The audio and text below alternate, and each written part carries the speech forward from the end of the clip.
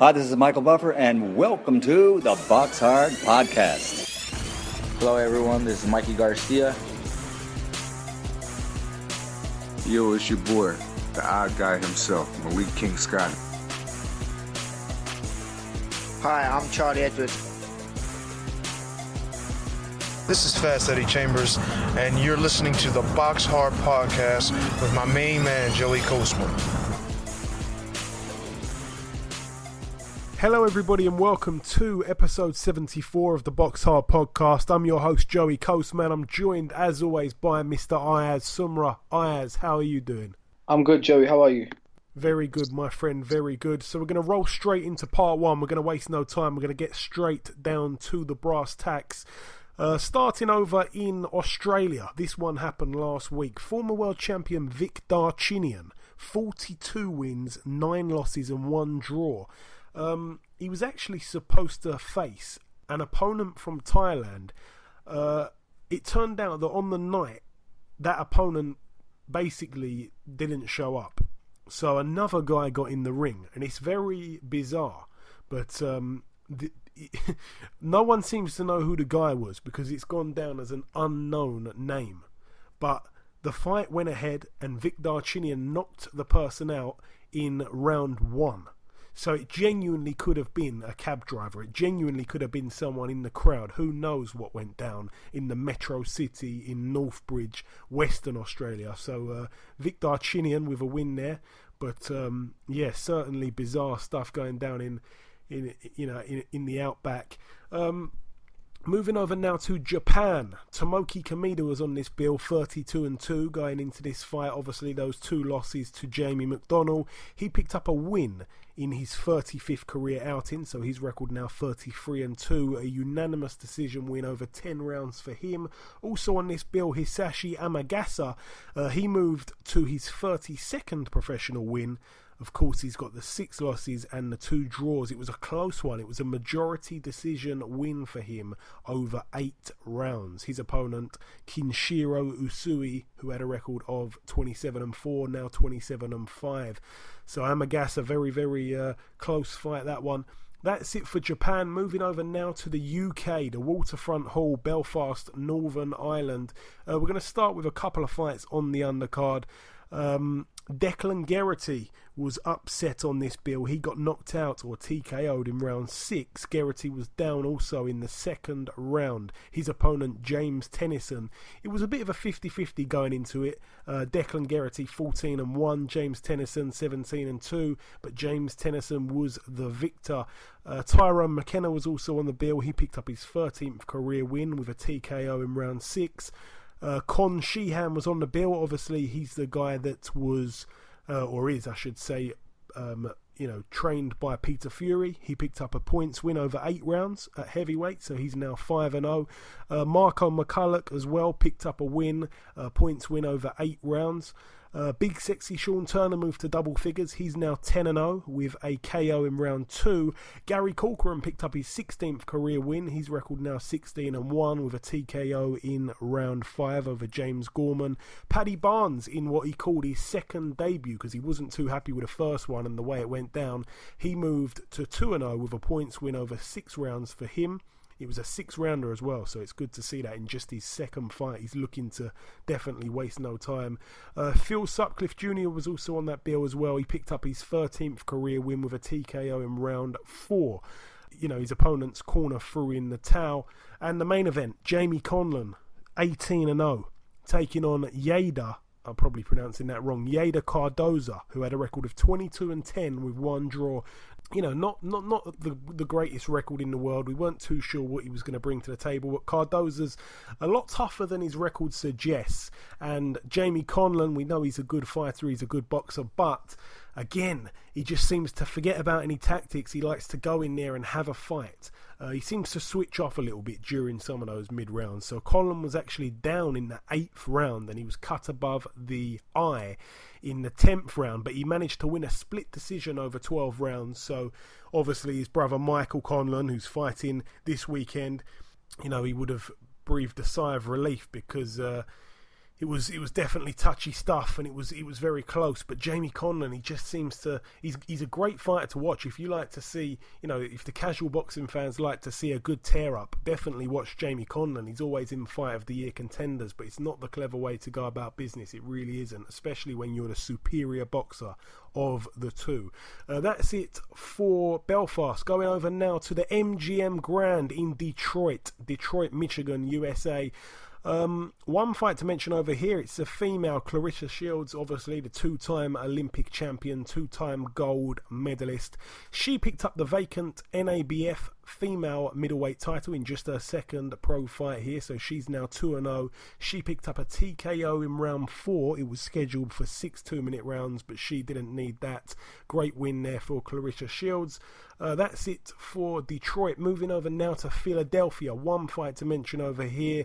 Heavyweight prospect. He's going under the radar, but I tell you what, he's going to be in some big fights in the coming few months, I believe. Maybe the next 18 months or so. Cassius Chaney. He moved to 9-0, and that is a name that people are going to know about. It was a majority decision win over 6 rounds, so a little bit closer than he would have liked. But believe me, Cassius Chaney's a good fighter. That one was from the 2300 Arena in Philadelphia. I'm not quite sure what they call it, but a good win for him. Going over now to Australia, former world champion Michael Katsidis, if you want to call him a former world champion. He picked up a unanimous decision win over 8 rounds against Josh King. So Michael Katsidis now 32-7. Of course, he was penalised 1 point for a low blow during that fight as well, but still managed to win unanimously over 8. That's it for Australia. Moving over now to Germany.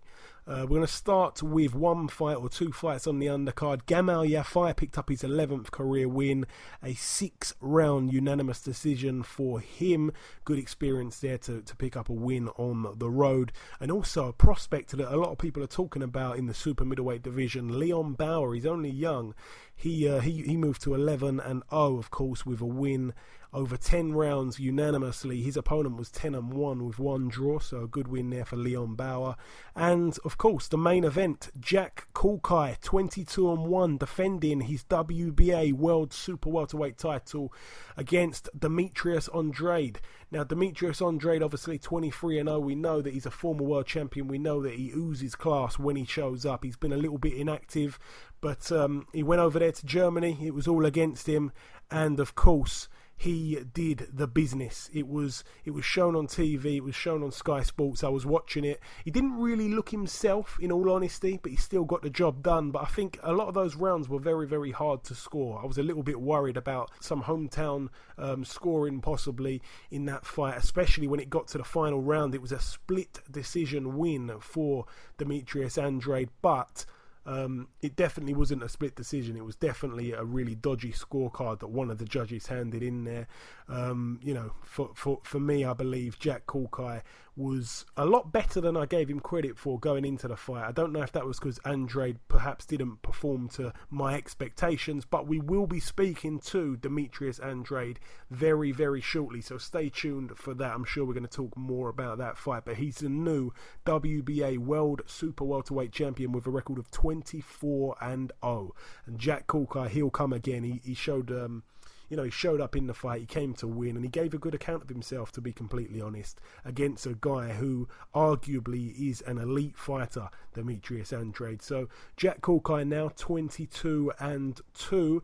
That's it for Germany. Moving over now to Africa. We're going to go over to Ghana. One fight to mention over here, Richard Commey, 24-2. He's known as a knockout artist. He was fighting for the vacant WBC International Silver Lightweight title against Heidi Slimani, who had a record of 26-2. I mean, it captured a lot of attention over in Ghana. A lot of people were very excited for this one. A lot of people really, I saw some guys going with Soleimani to win this. I didn't really see how you could say that. But Commey was actually cut over the left eye in round 6. Soleimani was also cut in round 7, so it was a little bit scrappy. It went down as a win for Richard Commey, So his record now 25-2. It was unanimous over 12 rounds. So Richard Commey, known as a big knockout artist, a big puncher, which he is, but he's actually gone the distance in his last 3 fights. So in his last 3 fights, he's gone 36 rounds, losing 2 of those fights by split decision. He had a very unlucky year last year, but he's definitely a fighter with potential. He's the new WBC International Silver Lightweight Champion, as I said. So all the best to Richard Commey. That one was from the Buckham Boxing Arena in Accra, Ghana. Moving over now to a fight that went under the radar, definitely. It was over in the Metroplex, Little Rock, Arkansas, USA. I think it's going to shock a lot of people when I say this, but we saw him say he was retired. He walked away from boxing for a while in 2015. He's been inactive since losing to Anthony Joshua when he was stopped for the first time in his career. It is, of course, KJ, the Kingpin, Kevin Johnson. He returned to action and picked up his 30th career win. So his record's now 30-7 with 1 draw. It was a unanimous decision win over 6 rounds. His opponent, Jamal Woods, with a record of 11-32, now 11-33. Of course, he's also got 6 draws. But a 6-round fight there and a good win there for Kevin Johnson. To be honest, I think really and truly I don't really see if he's got much to offer. We know he's quite durable, but that period of inactivity, I can't really see him coming back as a major threat to anyone. So we'll definitely stay tuned. He's a colourful character and we wish him all the best, to be honest. But that's it from Arkansas. Moving over now to the last fight card we've got for you in the Turning Stone Resort and Casino in New York, USA. We're going to start with a couple of fights on the undercard. Diego De La Hoya moved to 17-0 with a points win unanimously over 8 rounds against Roberto Puchetta. So a good win there for Diego De La Hoya. Also on the undercard, I'm probably saying his name wrong, but his name, I believe, is Yves Oos Jr. I think that's Yves Oos Jr. I'm not too sure if I've got that right, but he was 12-0 going into his fight against Zachary Ochoa, who had a record of 16-0. It was for the vacant NABF Junior Super Lightweight title. A bit confusing that. But, it was a bit one-sided, to be honest. Ochoa being what I thought would have probably been the favourite, but maybe I was a little bit wrong. He went in there, he didn't really win a round. He was getting beaten up a little bit, to be honest. He was marked up over both eyes, or under both eyes, I should say. He was in a lot of trouble, really. But he showed his guts, he showed his heart, and I'm sure he can come again. But I wish him all the best, Zachary Ochoa. But it just wasn't to be his night, so he's now 16-1, and his opponent looked very, very good, by the way. He's 13-0. It went down as a retirement. It was actually Ochoa's corner that stopped the fight. I believe it was definitely the right choice. That was at the end of round 7, so he didn't come out for round 8. The final card to mention, so he didn't come out for round 8. The final fight to mention on this undercard, Yuriorkis Gamboa returning to the ring. His record 25-1. He fought Rene Alvarado. Gamboa was actually down in round 10, so that was a bit, that was a bit worrying, to be honest. But Rene Alvarado, he put up a decent fight, to be honest, but Gamboa really the more skilled, the more experienced man in there. You could pretty much see that. I think Gamboa didn't look too great going into the last couple of rounds, so I've got to be honest. But Gamboa now 26-1, Rene Alvarado 24-8, and the main event, of course, for the vacant WBO Intercontinental Middleweight title. I believe it was also for the WBC Continental Middleweight title. David Lemieux 36-3, Curtis Stevens 29-5. Both men can bang. Both men were knocked out by Gennady Golovkin, who's obviously fighting just this week. We'll be talking about that very shortly. David Lemieux, I always saw as the better fighter out of the two. I thought he was going to probably win that fight by stoppage. And I'm not just trying to sound like an expert, but David Lemieux's been on that world level. He put up a decent account against Golovkin. So did Curtis Stevens, in all honesty. But Lemieux's power seemed to be a little bit too much for Curtis Stevens. Lemieux started pretty fast. He started the first round coming out, throwing bombs. It was good to watch. Curtis Stevens seemed to claw it a little bit back in the third round, but then That was that. He got hit with a left hook and he was out. It wasn't very nice to see. It was a little bit worrying. He was down for quite a while. People were going on Twitter and laughing. I'm not really in agreement with that, but a real statement there for Lemieux. I mean, he got rid of Curtis Stevens in brutal fashion. So David Lemieux now 37-3 with a KO in round 3. What a knockout. Some people already call him for knockout of the year, but it's very, very soon. We're only in March. Curtis Stevens now 29-6. All the best to both men, though. Both guys are credit to the sport. But that's really it for the reviewing. We've done all the reviewing, we've done all the talking for last week's action. The last thing to do before we end part 1, we tried to whiz through it as quick as we could. It's, of course, to welcome guest number 1. Ladies and gentlemen, please welcome the former WBO light middleweight world champion, and on Saturday night he became the new WBA light middleweight world champion. It's of course Mr. Demetrius Andrade. Demetrius, welcome to the show. Thank you for having me, and from now on, when you introduce me, make sure you add tall, black, and handsome. Of course, man, I will. I definitely will for next time. Now, Demetrius, obviously you were in Germany on the weekend. Now, I believe that you're in Paris. What's the reason behind that? Being well-traveled, experiencing the world. God put this beautiful earth together, and I want to experience every part of it. And we're here in Paris right now, enjoying victory and enjoying, peace of mind and knowing what this world has to offer. Good stuff, man. I've been over there a couple of times myself. It's a very nice city. Demetrius, now the first real question I want to speak to you about, you were over there in Germany. I can't pronounce the venue or anything, but you took on the WBA world champion, Jack Culcay. Firstly, Demetrius, my opening question really is, how do you rate your performance out of 10 on Saturday night? I haven't actually seen round 1 from round 12 yet. I've seen round 6 to 12, half of it after the fight, so I didn't get a chance to see the whole thing to see what it looked like on TV. But me being inside the fight as myself, and at the end of the day, all I can tell people is I had a lot against me.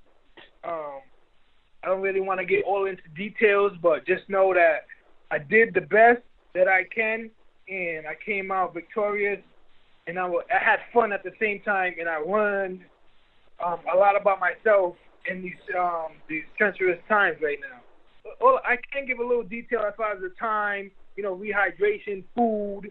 I don't eat pork, so there's a lot of pork serving country, and they just didn't have what I need to, rehydrate myself. So I think in this fight, I learned that, and everybody else, I hope they seen that at the end of the day, the dog came out, and the dog was the one that fought this fight. And obviously you walked out there, I saw the ring walk, you walked out dancing, the entire crowd were just frozen. It looked a little bit hostile. You got in there, you did the job. How did it feel in there, Demetrius, from the inside of the ring? What did you make of the fight? What did you think when they said it was a split decision as well? Despite the language barrier, we kind of knew when they were reading out the judges' scorecards before saying if it was unanimous or what. What was you thinking at that moment as well? I've been here before. I've been here when I fought Vanes Martirosyan on his promotion company, top rank, I believe, at that time. I believe I beat him every single round. The only round that they would have gave him was the first round when he hit me with a flash knockdown. I got right back up, but I was winning that round, and I was like, I've been here before. They gave him one round. I mean, one judge gave it to him, the other judge gave it to me. But at the end of the day, I knew that I blocked a lot of punches. I slipped a lot of punches, and when I threw the punches that I knew that was going to land and be clean, the judges seen it. That's one thing I know how to do through the amateur program and traveling the whole wide world and fighting all over the world, the countries, that which clean shots and how to land them clean shots so the judges can see them. And that's what I was doing. I was making sure that whatever combinations that I throw, at least 2-3 shots was clean enough for the judges to see. And on his end, I was doing everything that was ugly enough, so it didn't look like he hit me clean. And if he did touch me, it was like little tiny shots, like love taps, what I'm gonna call them. Yeah, I have to agree with you. What did you actually make of the atmosphere? As I say, it was a little bit hostile. It was the first time you've travelled as a professional. What did you make of the experience going out to Germany? I mean, it was the same, you know. I've been traveling. I've been everywhere: Budapest, Hungary, Moscow. I mean, I can keep going on, and it's the same atmosphere every time I touch a different soil. They're going to, and you know, that's vice versa. It's going to be the same way if he would have came there. Like, they're going to root for the hometown favorite. I expected that, and whenever I landed clean shots, they're going to not, you know, hurrah, hurrah, hurrah. But at the end of the day, I gave him action. I gave him enough to be like, wow, this kid is really, you know, he really came out here and they put on a great performance. How can I say boo or not applaud this kid, Demetrius Andrade, for not coming out here and giving his all? Before the fight, after the fight, I definitely got Germany fans. They was coming up to me, wanted to take pictures, autographs. People wanted to buy my shorts, buy my gloves, buy my, like, it was great overall, but you know, as far as let me say the money, the odds, the bookies, you know, they was for Germany because they like the 20-1 odds. So I ain't mad at them. I would have done the same thing. Like, shit, I'm trying to put this money on Jack Culcay. Shit, if he wins, we gonna make a fortune. So we gonna hurrah and hooray even if he misses. Yeah, of course. And my last question about that actual fight. Obviously, you fought him in the amateurs. You got a win over him. Was he a completely different fighter back then, or does he still do much of the same thing? See, that's something I can't, you know, really respond or comment to because I fought a lot of people in the amateurs. I don't remember Jack Culcay fighting him, but you know, it probably was the same thing for me. I was younger, I was slimmer, I didn't have, you know, as much power, as much IQ as I had now, and the will and the ability to go 12 rounds. It was just a 4-round fight, so we just giving it our all in that amount of time frame. But I would definitely take this fight as a great experience, and Jack Culcay definitely was a good champ, and he will still be able to, you know, his stocks definitely went up, and he'll still be able to get great fights. I don't know what he will do with other top guys at the 154-pound weight division, but he's definitely not no walkover. Yeah, I think he proved that as well. I think he did put up a decent fight despite losing pretty clearly. I want to go back a little bit now, Demetrius. There was a period of inactivity for yourself after beating one of our men, actually, Brian Rose. You know, a lot of people are not too sure why the inactivity. What is the actual reason behind that, if you can say, Demetrius? I mean, it's tough to say. You can go numerous ways. You know, you could say Rock Nation. You could say, besides Rock Nation, the promotion should have still have made something happen off TV, on TV, whatever. But you just don't know. You never know what the other side of the story is. There's always two sides to the story. At the end of the day, I look at it as like I am a factor in the 154 weight class division, and without me, that weight class isn't as special as it could be, and that the people want to see Demetrius Andrade fight the best because there's nobody else out there that they really want to see fight other opponents. Okay. And I know that you're a confident fighter. I know that you're one of the elite fighters in what is a very talent-packed division at super welterweight or junior middleweight, whatever you want to call it. Who do you see as the top 3 guys in your division aside from yourself? I mean, if we're talking about somebody that's a star, have the popularity, or we're talking about boxing skills, I think it's two different things in the business. As far as the business, Canelo. As far as like the better boxer, Laura. So there you go. So you see Lara as the number 1 man aside from yourself in the division? Yeah, definitely. I mean, he proved in 4 top guys. He got good victories. You know, even when he fought Paul Williams, he definitely won that fight. I'm one to say that. When he fought Canelo, I thought, you know, he did what he had to do to beat Canelo. like I said, there's the business, and then there's real fight. There's real, the real pure winner. You know what I'm saying? I mean, I don't want to go against boxing or go against the business because, you know, that's what pays the bills. But, you know, they're separate at the same time. Yeah, I understand that. And obviously, I know that you've only just become a world champion again, and it's still very fresh.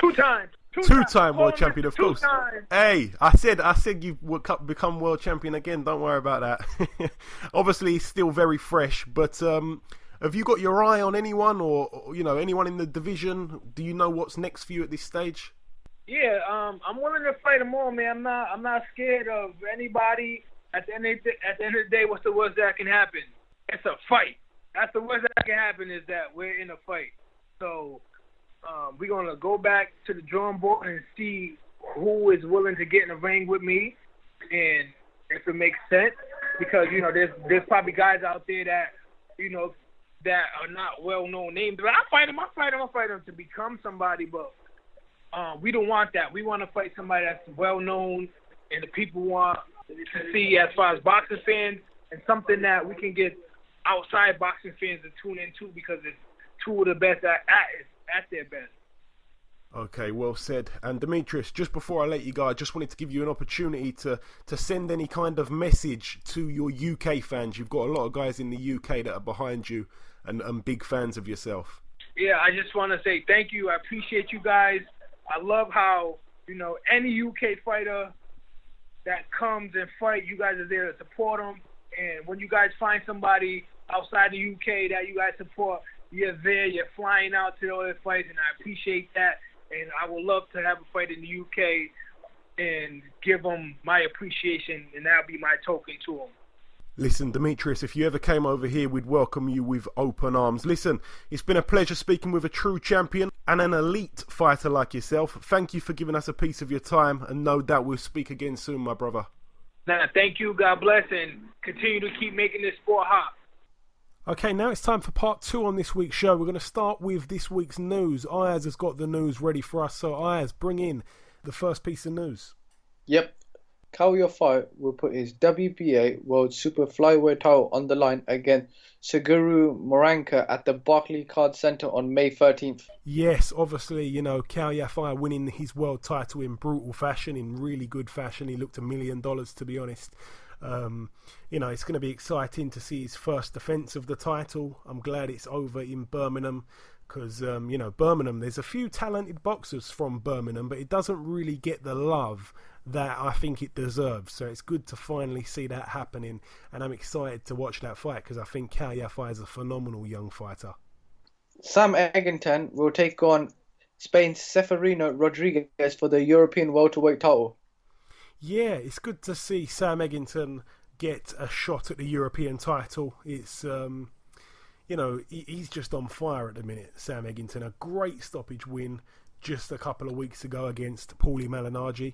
You know, I think they're friends now. I think they actually went out to dinner earlier this week, so it's good to see that great sportsmanship. But Sam Eggington's a young guy. He's a nice guy. We've had him on the show. We wish him all the best.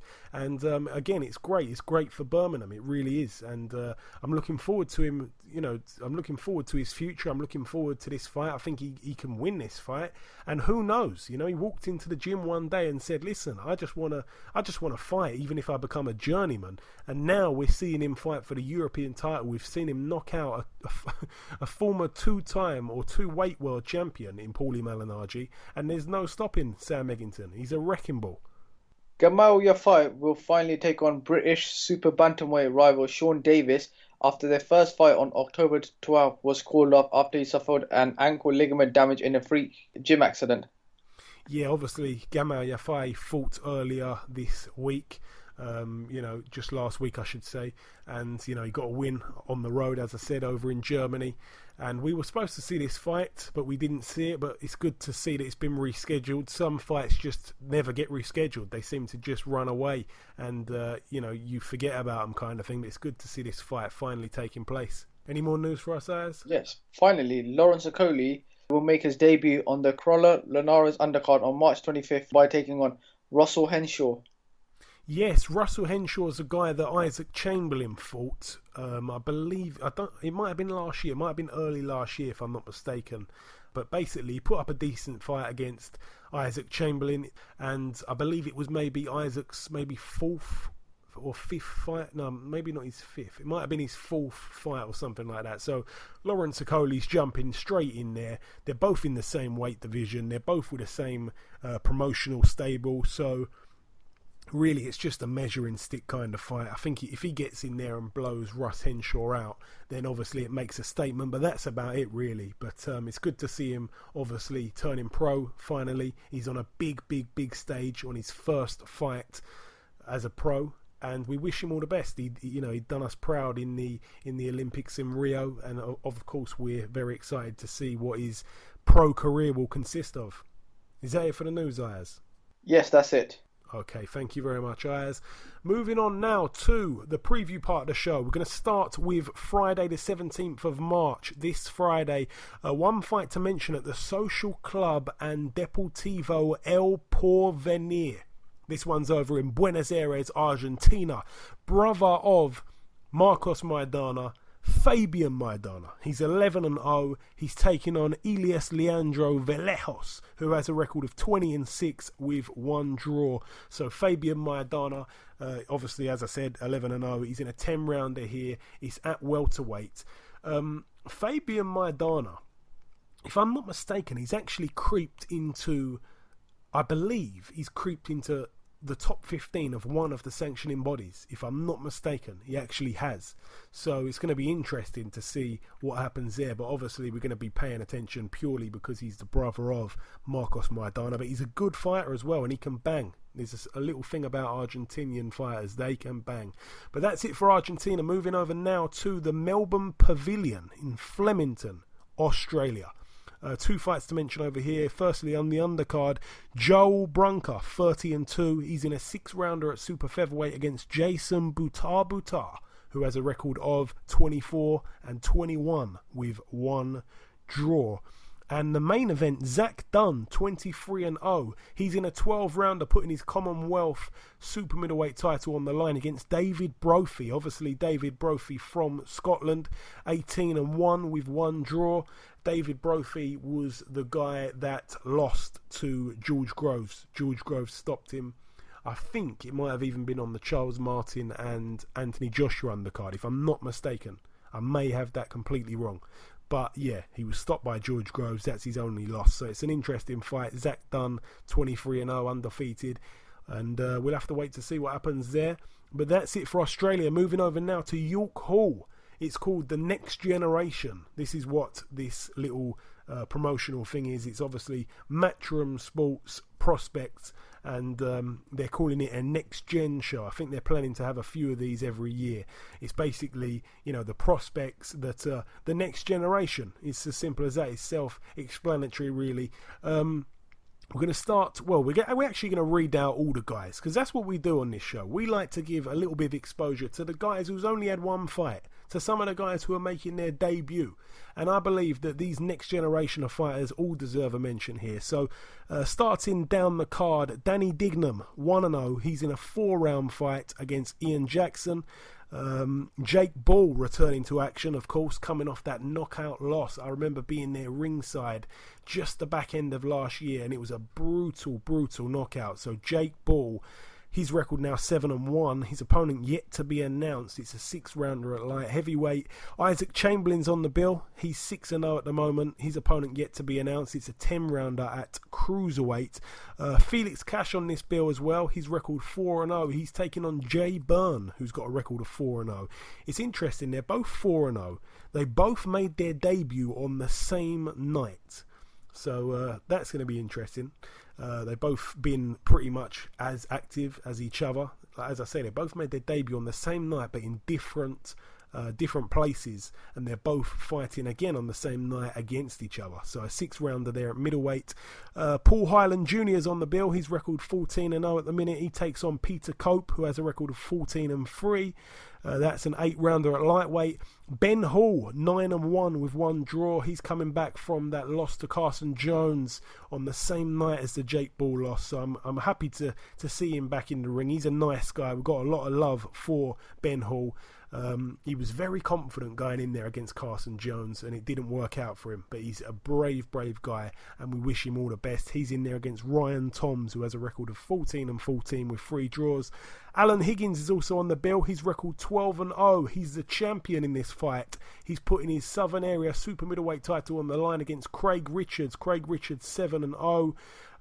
Again, may the best man win. Both men undefeated. Somebody's O's got to go. Craig Richards being the guy who I'm going to side with because he's a friend of the show. And it's going to be interesting because Alan Higgins does not know how to lose. And the main event, I believe it's the main event anyway. Reece Belletti, again, a nice guy. A guy that... he gave up his seat for Arj from Towie, which was quite interesting when I last saw him, despite just having a fight about 10 minutes before. He come out, took his seat, and Arj ended up switching seats with him. We like Reece Belletti. He's 8-0 at the moment. He's in a 10-rounder against Dyer Davis, who has a record of 14-24 with 2 draws. So Reece Belletti should get the business done here. And that's it for York Hall. The best of luck. Seriously, the best of luck to all of the youngsters, all the prospects on that bill. We wish you all the very best. Moving over now to Madison Square Gardens, New York, USA. I believe there's one fight to mention on this card. Of course, it's the debut of Michael Conlan, brother of Jamie Conlan that we spoke about. At the Madison Square Garden. He's actually up in lights, so that's brilliant. He's getting so much exposure for a man making his debut. It's absolutely unbelievable. Great to see. He starts off in a 6-rounder at super bantamweight against Tim Ibarra, who has a record of 4-4. So all the best to Michael Conlan. We know what he thought of the Rio 2016. We like Michael Conlan, we truly do. That's it for New York. Moving over now to the Santander Arena in Reading, Pennsylvania. Couple of good fights on this bill. We're going to start with the undercard. Steve Cunningham, former cruiserweight king. He obviously was up at heavyweight. He's now back down at cruiserweight for this one. It's an 8-rounder. His record 28-8 with 1 draw. He takes on Felipe Romero, who has a record of 19-11 with 1 draw. It doesn't sound great. And I had a little look at Felipe Romero's record, and it was quite staggering. So he's got 11 losses. He's got 8 of those losses by knockout. He's took on David Benavidez, who's obviously, a prospect that's looking really good. He was stopped by him. He fought the guy called Dimitri Bivol. He's I believe he's the Eastern European guy. He's unbeaten at the minute. I think he's even picked up a piece of silverware already. I think he might even have an interim belt or something. So that's 2 good losses there. He also fought Alexander Usyk in Usyk's debut. He was stopped in that one. He shared the ring as well with Alex Leapai. He lost that one as well. He also shared the ring with Krzysztof Glowacki, former WBO Cruiserweight World Champion, and Matthias Masterneck. So he's really, really mixed it at some crazy level. But Steve Cunningham, it's going to be interesting to see what he's got left at this part of his career. It's an 8-rounder at cruiserweight, as I say, and we wish Steve USS Cunningham all the best in this fight. Also, former world champion Kermit Cintron's on this bill. His record 39-5 with 2 draws. I can't believe he's still fighting. He's in there against David Grayton, who has a record of 15-1.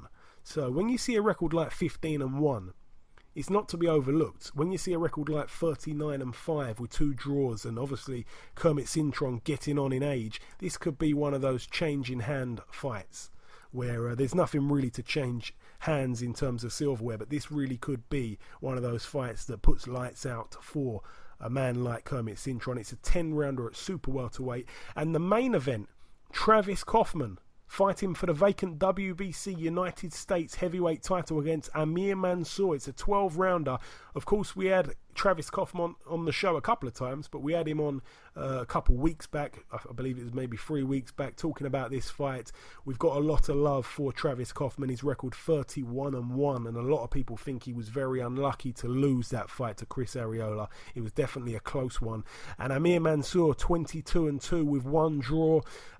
Travis Kaufman opened up about their sparring session. It's definitely going to be a good fight. I cannot wait to see that one. I cannot wait to see who wins, and it's a big future for the winner, and it's a bad future for the loser.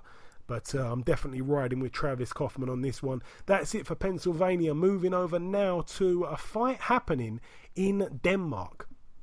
It's for the EBU European Featherweight title.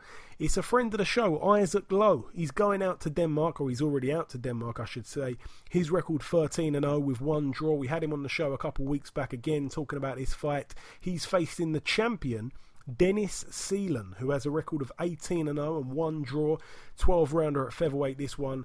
And we wish Isaac Lowe all the best of luck. He's very confident. Dennis Seelan seems like a decent guy, but there's a little bit of bad blood there.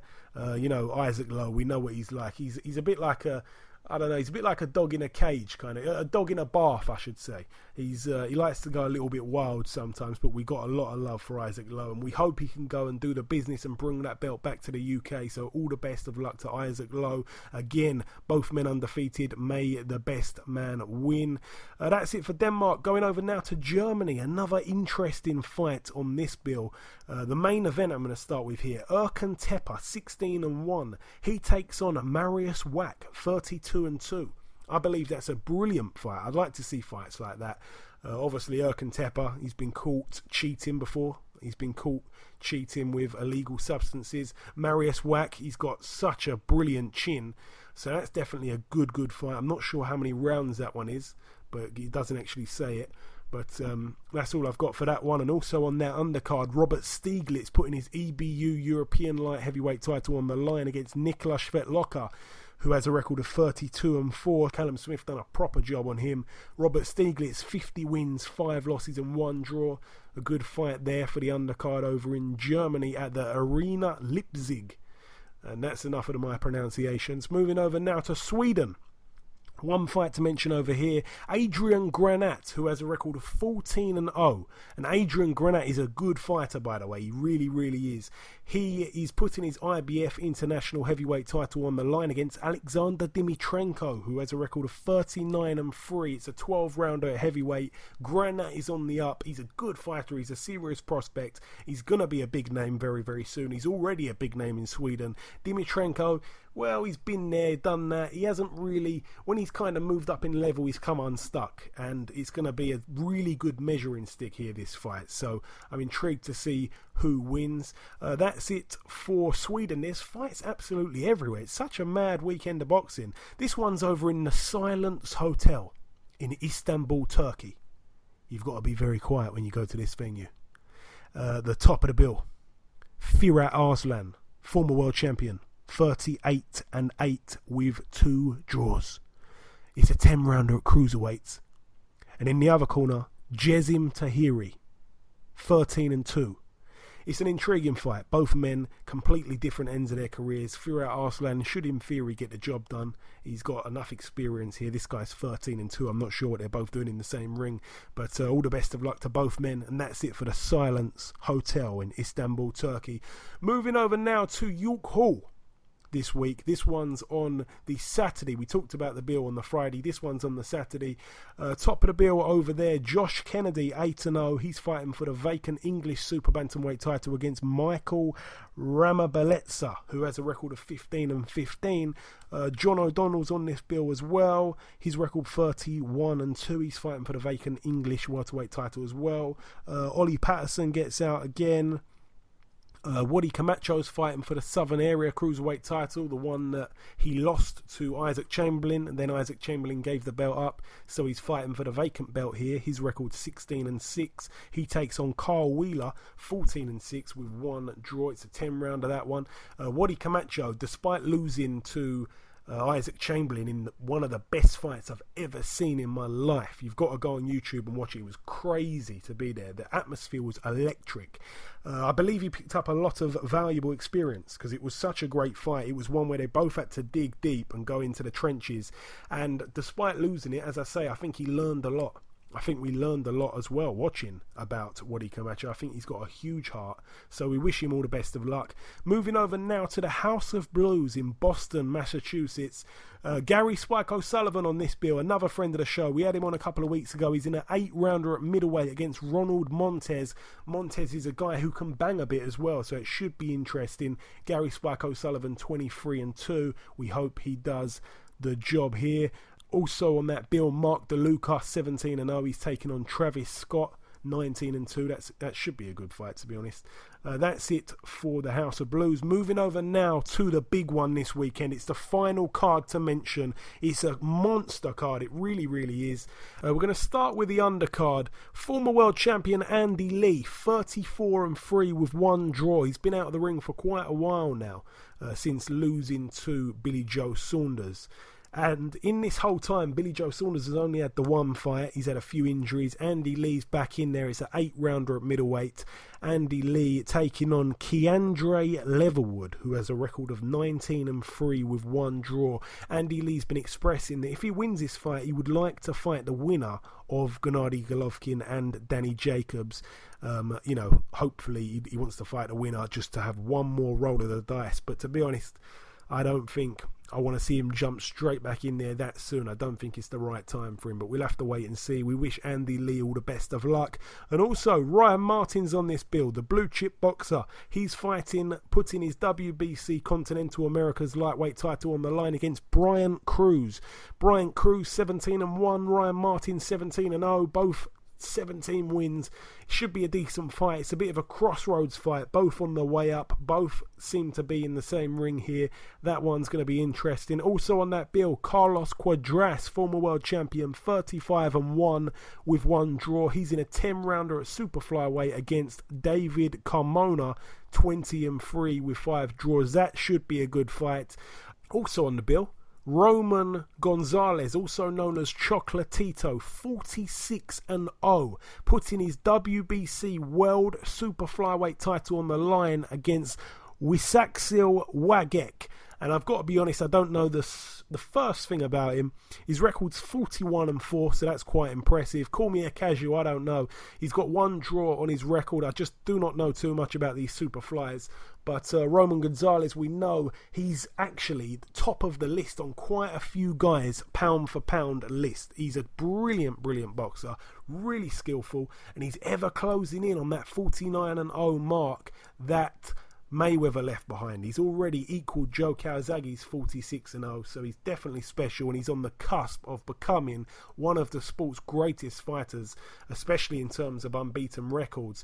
But that's it for the Chief Support. The main event now for the WBA Super World Middleweight title, the WBC World Middleweight title, the IBF World Middleweight title, and the IBO World Middleweight title. All the belts are on the line. It's a 12-rounder at middleweight. Gennady Golovkin 36-0, Daniel Jacobs 32-1. What a fight. What a fight. I've been looking forward to this for a long, long time. In my opinion, it's the most 50-50 fight that can be made in the middleweight division. Both guys knockout artists, okay? Both guys, I believe, coming off of 35 knockouts combined in a row. I think Gennady Golovkin's got 23 in a row. I think Daniel Jacobs got 12 in a row. Both men are electric fighters. Both men can get the other one out of there. Both men are known to knock opponents out very, very, very quickly. Gennady Golovkin's a fighter that really, he fights better when he's in against better opponents. He seems to let the lesser opponents get their way a little bit with him. And when he's got to perform and he's got to really focus, that is when we see a masterclass. Danny Jacobs, obviously, he's a brilliant fighter. He can definitely slug it out. He was told, he had cancer. He was told that he can never walk again. He became the world middleweight champion after all the doctors saying that he wouldn't get nowhere, after everybody not believing in him. He's the miracle man. What a fight, Ayaz. If what I've just said hasn't made any hairs on the back of your neck stand up, then I don't know what will. What's your thoughts on the fight, Ayaz? I reckon it's a good fight, but to be honest, I can see Golovkin stopping him within 7 rounds. Do you think that Danny Jacobs, obviously, we know that he can bang. He can really bang, Ayaz, and we cannot overlook that. If he catches Golovkin flush, he could hurt Golovkin. I know we haven't really seen Golovkin hurt at all, but if anybody can hurt him in the middleweight division, it has to be Danny Jacobs. Do you see Danny Jacobs' power playing any part in this fight at all, Ayaz? I can't. To be honest, I can't see Golovkin going hurt. The only person that will give him a lot of problems will be Canelo. Yeah, I agree. But I think, to be honest, Ayaz, if anybody can do it, it is the miracle man, Danny Jacobs. It's a fight I cannot wait for. I have to agree with you. I do think that Gennady Golovkin's going to win this fight. We had his promoter on the show. I believe it was on the Christmas special. We had Gennady Golovkin's promoter, Tom Loeffler, on. Obviously, the two guys' records, by the way. Gennady Golovkin, 36-0. Daniel Jacobs, 32-1. Danny Jacobs was stopped that one time against Dmitry Pirog, which was quite a few moons back now. But, you know, he absolutely dealt with him and he knocked him out properly. So I think he's changed. He's come on as a fighter since then. I think Danny Jacobs is a good fighter. You know, I don't think we should write him off. I think it's definitely going to be a close fight. Some people actually believe Danny Jacobs could pull off the upset here. It's just a phenomenal fight, and it's one that I've been looking forward to for such a long time. One thing is for sure, Ayaz, and I'm sure that you're going to agree with me on this. Firstly, it's the most 50-50 fight that can be made in the division. Do you believe that? You could say that, but then again, if Canelo moves up to middle, Canelo's fighting his next fight, is it middleweight? Well, I think he's actually going over that. I think it's going to be really 164. So really, it's like super middleweight, but just out of the actual current middleweight fighters, I think you'd have to say it's the most 50-50. You'd have to put Danny Jacobs above Billy Joe Saunders at the minute. You could, yes, I reckon that's true. Yeah, I'll go with that as well. Yeah, and we both agree this fight definitely ends in a knockout, one way or the other. It's not going 12 rounds, is it? Yeah, no, that's good. This is going for a knockout. Yep. Yeah, 100%. But that's enough about that fight. It is super, super intriguing. It's a fight that, like I say, I've been looking forward to it for so long. If you want to see a fight, and another thing, if you've got friends that maybe don't follow the sport as hard as you do, or friends where you think, nah, they need to watch a good fight. They need to watch a fight what's going to be explosive. A fight where somebody's going to get knocked the crap out of. Definitely take this fight. Get them to watch it. Get them to stream it. However you can, get them to watch this fight. Because this is the type of fight that is going to bring casual fans to the table, because this is a fight where there's no chance about it there's going to be any sounding of the final bell. Somebody's getting knocked out, and for me it's going to be Danny Jacobs. But all the best to both men. Both of them incredible fighters, both of them great champions, both great ambassadors for the sport, but may the best man win. And that's all I can say on it. But listen, that's it for part 2. We've done the reviewing, we've done the previewing. Ayaz brought in this week's news. The last thing to do before we wrap up the show is to welcome guest number 2. Ladies and gentlemen, please welcome the undefeated beast from Brixton, Mr. Isaac Chamberlain. Isaac, welcome to the show. Hello, mate. How you doing? I'm very good, my friend. And if anybody's wondering, we'd never normally call someone a beast after just 6 fights, but Isaac earned that name in his last fight. If you have not seen it, you got to check it out. I've said it a few times on this show now. Now, Isaac, firstly, you're fighting tomorrow night, but we're going to talk about that in a second. It was your birthday the other day. How did that go for you, man? Yeah, it was great. You know, just out with a lot of family. Some family, it feels good because most of the time I don't get to see none of them because I'm always training, and then after the training I have to go to sleep and begin the day again. So it was kind of good to live a normal life for once, you know? Yeah, of course. And your sponsor gifted you with a nice present on your birthday as well. Tell us about that. Yeah, his name is Paul Jackson. He gave me a car for my birthday. You know, a nice Sirocco R-Line 17 plate, you know. So, yeah, he's a very good guy. He really believes in my abilities. And it's not enough in boxing to just have the ability. You have to have the heart as well, the determination and the grit to carry on, no matter what. Yeah. So, he was really backing me. He supported me all the way. So we're just looking forward to the future. Yeah, absolutely. And you showed that heart, grit, and determination in your last fight. Definitely. I'm not trying to have too many of them, though. So, I just had to tell everyone, I had to show everyone that I can dig deep when it's time to dig deep. And obviously you met up with Andre Ward when he was over here in the UK surrounding the Chris Eubank Jr. fight. You got talking to him for about half an hour. What did he tell you? I was actually supposed to be with you that day, actually, weren't I? Yeah. Basically, he was just telling me about how a champion adapts and the road that I'm going on, and people have told him about me and how I watch his stuff all the time, and he was like, and I was amazed that he knew about me. He was saying, the heart and the determination has to go with it. You've got to be tough as well as mentally tough in this game. And he was telling me all these different types of tricks, that I can practice. And it was just an amazing experience listening to someone at that level and his mindset and his focus. And I basically soaked up all of everything he said. Yeah, I remember speaking to him, hearing him talk, I should say. I think it was later that day when I saw him at the Fitzroy Lodge, and it was brilliant. It was brilliant knowledge to hear what he was saying. It was truly one of the most inspiring things I've ever heard, to be honest. I just wanted to touch on the training session you did with Ellie Goulding. That seemed to come out of nowhere. How was that for you, Isaac? It seemed. Next thing you know, you're on Twitter and millions of people are following her and they all see you and there was loads of comments and likes. So that was really good for yourself. How did that go? Yeah, it was good. I didn't even know I didn't really know who Ellie Goulding was. So I think she took a shine to that, and I thought she was a boxer because she looked really good on the pads, and I was like, wow, you're a really good boxer.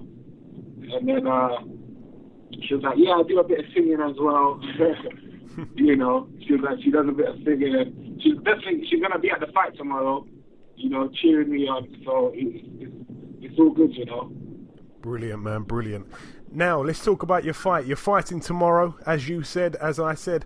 I'm not aware of an opponent yet. Do you know who you're going to be fighting? One guy, he's flying in. He's about 6'8".